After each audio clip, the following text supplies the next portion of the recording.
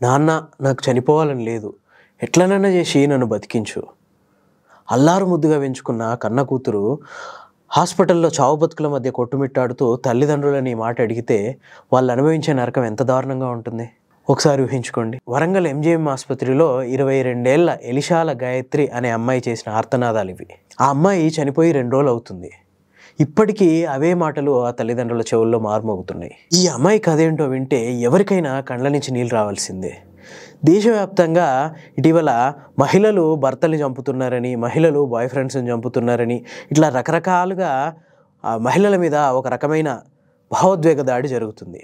అట్లాంటి టైంలో ఈ అమ్మాయి కథ కనుక ఒకసారి వింటే ఇప్పటికీ మహిళల పరిస్థితి ఎంత దారుణంగా ఉందో మనకు కళ్ళకు గట్టినట్టు తెలుస్తుంది. వరంగల్లో ఎనుమాముల మార్కెట్ ఉంది. దీనికి సమీపంలోనే ఉండే ఒక కాలనీలో ఎలిషాల కుమారస్వామి అనే ఒక వ్యక్తి నివసిస్తున్నాడు. అతనికి 2 పిల్లలు. అమ్మాయి పేరు గాయత్రి, తర్వాత ఒక అబ్బాయి ఉన్నాడు. ఇదే కాలనీలో వీళ్ళ ఇంటి ఆపోజిట్గానే వెలుపుగొండ స్వామి అనే ఇంకొక ఎదవ కూడా ఉంటున్నాడు. వాడికి 42 ఏళ్ళు. ఆల్రెడీ 20 ఏళ్ల కిందట పెళ్ళయింది. 15 ఏళ్ళు 13 ఏళ్ళు ఉన్న 2 కొడుకులు కూడా ఉన్నారు. అలాంటోడి కన్ను కూతురు వయసున్న గాయత్రి మీద పడింది. ఈ అమ్మాయికి రకరకాల మాయమాటలు చెప్పి మభ్యపెట్టి ప్రేమ పేరుతో అటు ఇటు తిప్పడం స్టార్ట్ చేసిండు. ఈ విషయం గాయత్రి పేరెంట్స్కి తెలిసి మొత్తం ఆ కాలనీలో ఉండే పెద్ద మనుషులు పిలిపించి పంచాయతీ పెట్టించిర్రు.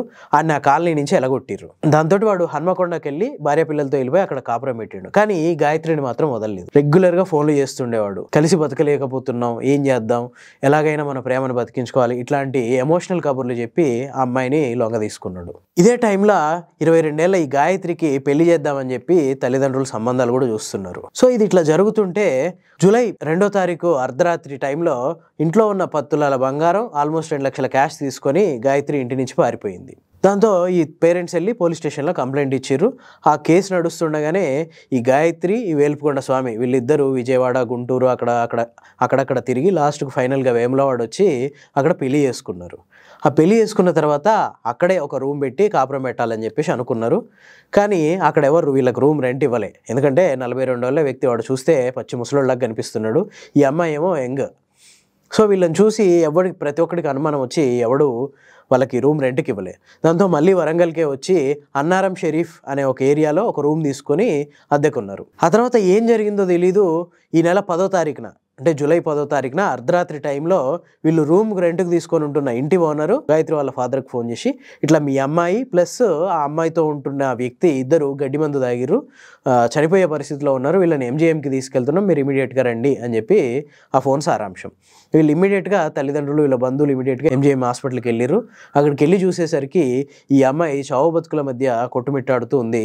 అట్లాగే నన్ను ఎట్లనైనా బతికించు నాన్న, నాకు నిజంగా చనిపోవాలని లేదు, వీడి మాయలో పడి నేను గడ్డి మందు తాగినా, నన్ను బతికించు ప్లీజ్ నాన్న అని చెప్పి బతిమాలింది. అయినా ఎవరూ ఏం చేయలేకపోయారు. అక్కడున్న డాక్టర్లతో పాటు తల్లిదండ్రులు కూడా ఏం చేయడానికి లేదు. అక్కడ పరిస్థితి చేదాటిపోయింది.